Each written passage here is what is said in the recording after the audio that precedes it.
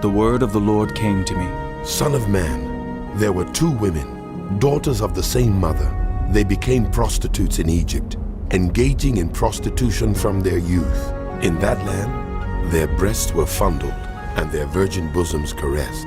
The older was named Ohola, and her sister was Oholibah. They were married and gave birth to sons and daughters. Ohola is Samaria, and Oholibah is Jerusalem. Ohola engaged in prostitution while she was still mine, and she lusted after her lovers, the Assyrians, warriors clothed in blue, governors and commanders, all of them handsome young men and mounted horsemen. She gave herself as a prostitute to all the elite of the Assyrians and defiled herself with all the idols of everyone she lusted after. She did not give up the prostitution she began in Egypt, when during her youth men slept with her, caressed her virgin bosom, and poured out their lust on her. Therefore I delivered her into the hands of her lovers, the Assyrians, for whom she lusted. They stripped her naked, took away her sons and daughters, and killed her with the sword. She became a byword among women, and punishment was inflicted on her. Her sister Oholibah saw this, yet in her lust and prostitution, she was more depraved than her sister. She too lusted after the Assyrians, governors and commanders, warriors in full dress, mounted horsemen, all handsome young men. I saw that she too defiled herself. Both of them went the same way, but she carried her prostitution still further.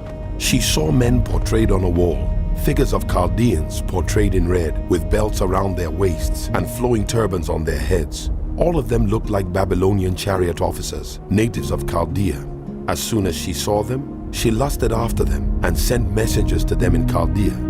Then the Babylonians came to her, to the bed of love, and in their lust they defiled her. After she had been defiled by them, she turned away from them in disgust. When she carried on her prostitution openly and exposed her nakedness, I turned away from her in disgust, just as I had turned away from her sister. Yet she became more and more promiscuous as she recalled the days of her youth, when she was a prostitute in Egypt. There she lusted after her lovers, whose genitals were like those of donkeys, and whose emission was like that of horses. So you longed for the lewdness of your youth, when in Egypt your bosom was caressed, and your young breasts fondled.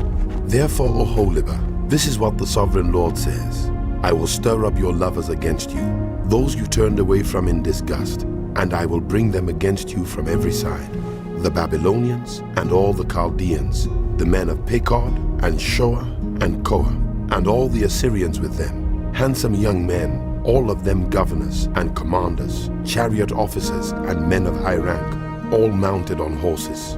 They will come against you with weapons, chariots and wagons, and with a throng of people. They will take up positions against you on every side, with large and small shields and with helmets. I will turn you over to them for punishment, and they will punish you according to their standards. I will direct my jealous anger against you, and they will deal with you in fury. They will cut off your noses and your ears, and those of you who are left will fall by the sword. They will take away your sons and daughters, and those of you who are left will be consumed by fire. They will also strip you of your clothes and take your fine jewelry. So I will put a stop to the lewdness and prostitution you began in Egypt. You will not look on these things with longing or remember Egypt anymore. For this is what the Sovereign Lord says: I am about to deliver you into the hands of those you hate, to those you turned away from in disgust. They will deal with you in hatred and take away everything you have worked for. They will leave you stark naked, and the shame of your prostitution will be exposed. Your lewdness and promiscuity have brought this on you, because you lusted after the nations and defiled yourself with their idols. You have gone the way of your sister, so I will put her cup into your hand. This is what the Sovereign Lord says: You will drink your sister's cup, a cup large and deep. It will bring scorn and derision, for it holds so much. You will be filled with drunkenness and sorrow, the cup of ruin and desolation, the cup of your sister Samaria. You will drink it and drain it dry and chew on its pieces, and you will tear your breasts. I have spoken, declares the Sovereign Lord. Therefore, this is what the Sovereign Lord says: Since you have forgotten me and thrust me behind your back, you must bear the consequences of your lewdness and prostitution. The Lord said to me, Son of man, will you judge Ohola and Oholibah? then confront them with their detestable practices, for they have committed adultery, and blood is on their hands. They committed adultery with their idols. They even sacrificed their children, whom they bore to me, as food for them. They have also done this to me. At that same time, they defiled my sanctuary and desecrated my Sabbaths. On the very day they sacrificed their children to their idols, they entered my sanctuary and desecrated it. That is what they did in my house. They even sent messengers for men who came from far away. And when they arrived, you bathed yourself for them, painted your eyes and put on your jewelry. You sat on an elegant couch with a table spread before it on which you had placed the incense and olive oil that belonged to me. The noise of a carefree crowd was around her.